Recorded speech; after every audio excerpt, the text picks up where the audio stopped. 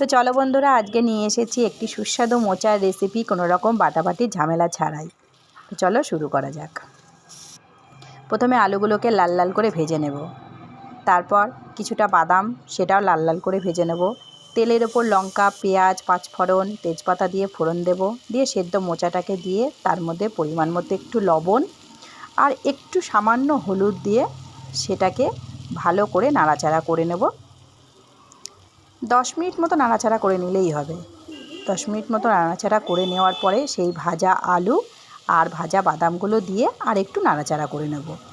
বেশ জল শুকিয়ে এসে যাওয়ার পরে নামানোর কিছুটা আগে সামান্য একটু ঘি, তোমরা চাইলে দিতেও পারো নাও পারো, কিন্তু আমি একটু ঘি আর সামান্য একটু চিনি দিয়ে আর একটু সামান্য গরম মশলা দিয়ে ভালো করে নাড়াচাড়া করে হয়ে গেল আমাদের কোনো রকম ঝামেলা ছাড়াই মোচার রেসিপি।